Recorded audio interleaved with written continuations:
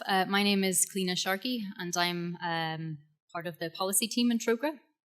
So in this session, we want to go from looking at that global analysis, that global case for divestment, to look at the Irish context and what that means for divestment campaigning here in Ireland.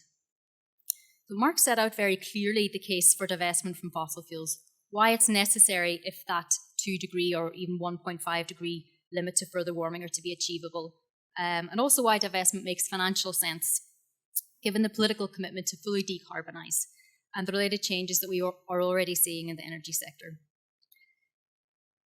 But listening to Mark, something really strikes me, and I think it's probably as a policy person sitting here at the national level, is that kind of chicken and egg scenario we have going on. So to achieve the 1.5 or 2 degree goals, we know that investment has to be redirected at scale within these next few years. But for finance to be redirected, investors need a very clear signal to have that confidence. And the Paris Agreement does indeed state that governments are committed to achieving a 2 degree limit to further warming, and that they'll pursue policies to limit that warming to an even more stringent 1.5 degrees. And that seems like a clear political signal for investors on the one hand.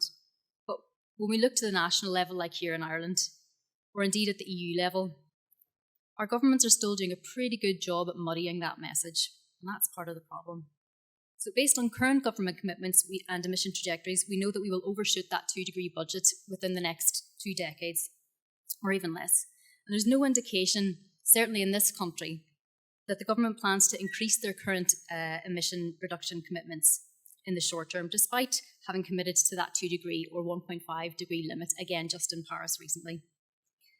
And this is a situation that's replicated in many countries, and it's giving fossil fuel companies the space they need to be able to convince their shareholders and many investors that action is not going to happen at the scale or the pace needed to achieve those global goals, and therefore that they remain profitable, reliable investments.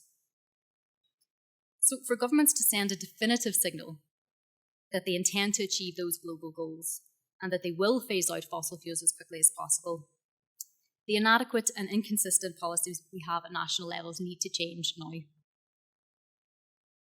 But we also need to influence the investment decisions being taken now, because as Mark stated very clearly this morning, they are going to have a significant impact on whether we are able to achieve that 2 or 1.5 degree limit in practice. And that's why we in Trócaire think that divestment investment campaigning is both strategic and necessary.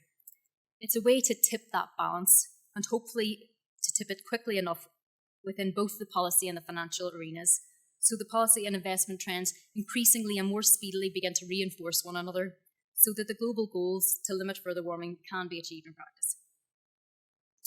And I think understanding the role of divestment in creating systemic change is important, and it can help us to devise relevant strategies. If we look at previous divestment campaigns, we can see that divestment, even by a significant number of investors, can have limited impact on the targeted companies because other investors will simply buy up those shares, and that's often an argument used against the divestment movement. And this has happened in the other divestment campaigns to date. But what every divestment campaign to date has succeeded in doing is in shifting public and political perceptions about what's socially acceptable. And as a result of this, they managed to change policy and practice within governments, but also within the financial industry as well. So every divestment campaign to date, whether it was related to the tobacco industry or to companies complicit in the apartheid regime,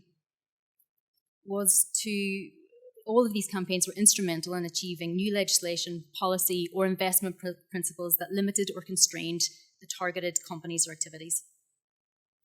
And we know that there are a number of representatives here today from groups, individuals, etc., that have been engaging in divestment advocacy in Ireland here already. And we're really grateful to have some of them here, either in the audience or on the panel today.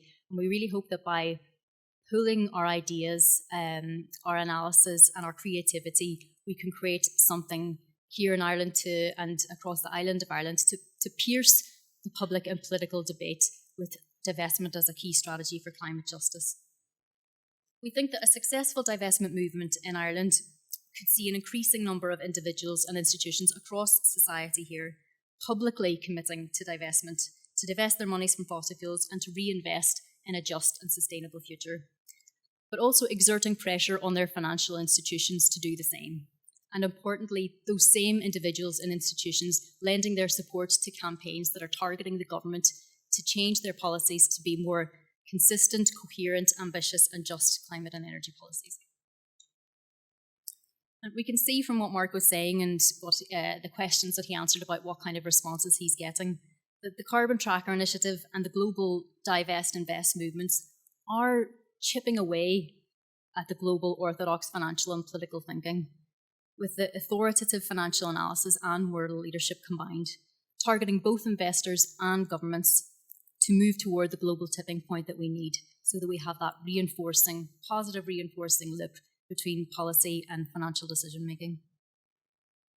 Now we're going to move, as I said, from the global to the Irish context. And we've been campaigning on climate justice for many years, as have many people in the room. And we really think that fossil fuel divestment is a clear and compelling case for us to take to the public here post-Paris to show very clearly the disconnect between the political rhetoric and actually what's happening in practice, and the need to bridge that gap very quickly in the next few years.